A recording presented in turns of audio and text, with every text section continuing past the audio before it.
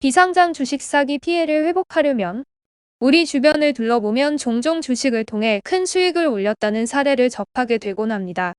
실제로 주식 투자와 관련한 정보를 얻고자 하는 사람들의 수가 급증하고 있는데요. 문제는 제대로 된 주식 관련 정보를 얻는 것이 어려우며 특히 정보가 제한된 비상장 주식의 경우 사기 피해로 이어질 가능성이 매우 크다는 점입니다. 상장 주식으로 큰 손실을 보았거나 재테크에 관심 있는 예비 투자자들의 경우 빠른 기간 안에 손실을 복구하거나 큰 수익을 얻고자 하는 특성으로 인해 쉽사리 비상장 주식 사기 범죄의 대상이 될 수 있습니다. 오늘은 비상장 주식 사기를 당한 경우 피해를 회복하는 방법에 대하여 알려드리겠습니다. 매수자가 돈을 입금한 이후 주식을 입고하지 않고 잠적하는 것이 과거 대표적인 비상장 주식 사기 범죄의 유형이었다면 최근에는 그 수법이 진화하여 보다 다양해졌습니다. 공모주 청약을 받거나 공모가를 상당히 낮춰준다고 유인하는 경우, 곧 상장된다며 아직 상장이 확정되지 않은 주식을 주는 경우, 본인 증권 계좌로 주식을 주는 경우, 입금 이후 다른 주식을 주는 경우 등의 수법이 전형적인 예인데요. 한 사례를 통해 비상장 주식 사기의 구체적인 수법을 알아보겠습니다.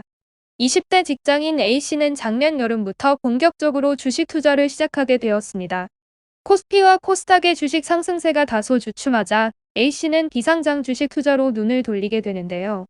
사회초년생이 주로 모이는 한 온라인 재테크 커뮤니티에서 곧 상장될 기업이고 재무구조가 좋으니 최소 1년 전에는 주식을 사두라는 권유를 받고 해당 업체에 투자를 감행하게 됩니다. 비상장 주식이다 보니 외부에 공개된 신뢰할 만한 자료가 없고 관련 투자자를 찾아 소통하기도 어려운 상황에서 무턱대고 투자를 감행한 A씨는 곧 자신의 투자를 후회하게 되는데요.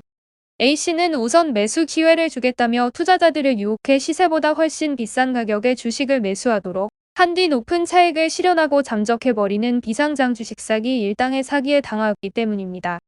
이처럼 곧 상장할 것이고 상장하면 몇 배의 수익금을 지급받게 될 것이니 우선 매수하라는 달콤한 문구에 속아 정확한 정보에 근거하지 않은 채 무분별한 투자를 감행하였다가 피해를 본 사례가 최근 급증하고 있는데요. 투자 경험이 적음에도 꼼꼼한 분석 없이 비상장 주식을 매수하는 경우 비상장 주식 사기 범죄의 표적이 되기 쉬우니 초보 투자자의 경우 각별히 주의해야 합니다. 비상장 주식의 경우 기업 공시 의무가 없기에 정확한 자료에 근거한 정보를 얻기 어려운데요. 더구나 거래량 자체가 적은 경우가 대부분이고 이로 인해 주가 조작이 용이하다는 점, 나아가 공실력 있는 플랫폼이 아닌 사설 플랫폼을 통한 거래가 많다는 점 등으로 인해 피해자들은 비상장 주식 사기의 속수무책으로 당하게 되곤 합니다. 그렇다면 이와 같은 사기의 피해를 당한 경우 피해를 온전히 회복할 수 있을까요?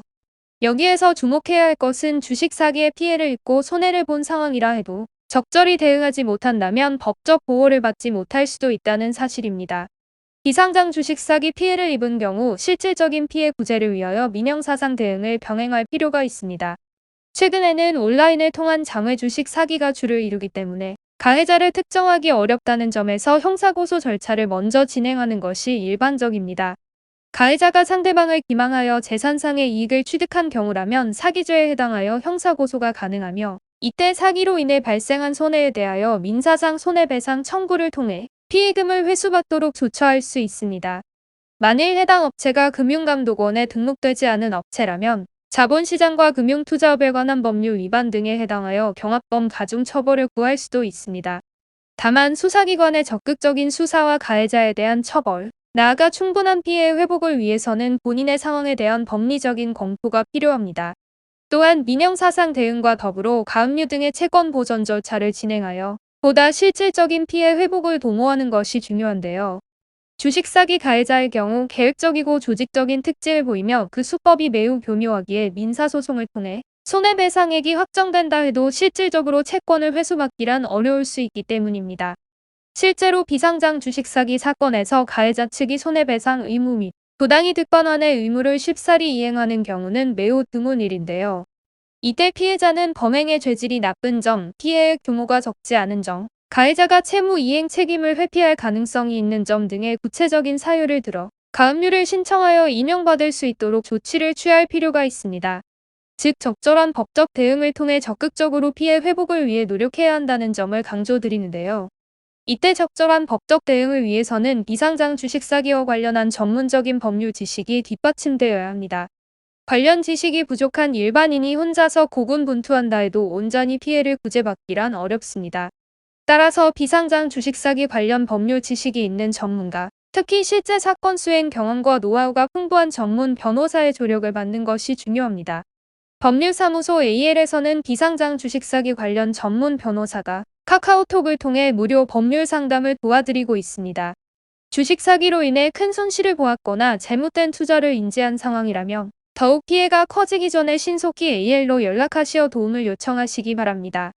AL의 비상장 주식 사기 전문 변호사는 피해를 입은 분들의 온전한 피해 구제를 위하여 가해자에 대한 형사고소 및 민사상 손해배상 청구, 나아가 실질적인 채권 회수를 위한 채권 보전 절차 등의 대응 전략을 모색해드리고 있습니다. 신속한 대응을 위하여 24시간 전문 변호사가 직접 문의에 답변드리고 있으니 언제든 부담 없이 문의 주시기 바랍니다.